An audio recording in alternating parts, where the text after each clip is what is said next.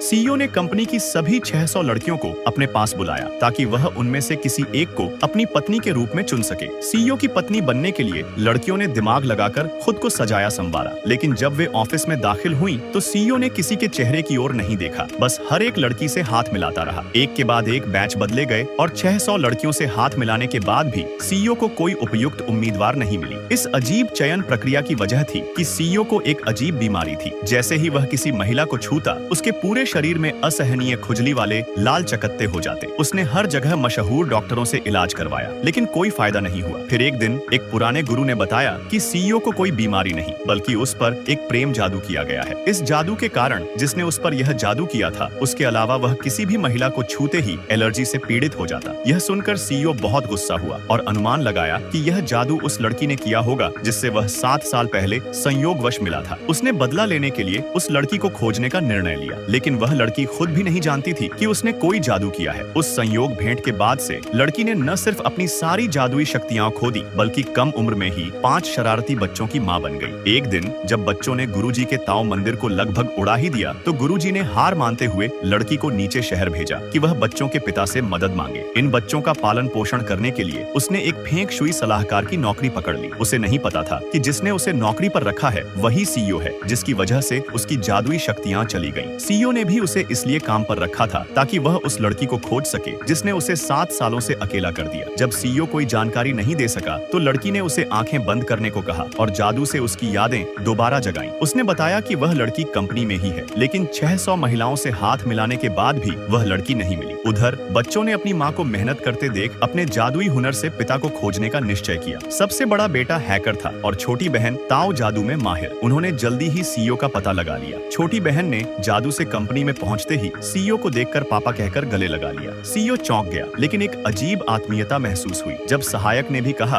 कि लड़की सीईओ जैसी लगती है, तो वह शक में पड़ गया और फेंग शुई सलाहकार को बुलाकर बैकग्राउंड जांचने को कहा। बाद में डीएनए टेस्ट में 99% मेल मिलने पर सीईओ खुशी से झूम उठा और बच्चों को जहरीली औरत से छुड़वाने का आदेश दे दिया, बिना यह जाने कि वही औरत पास ही खड़ी तमाशा देख रही थी।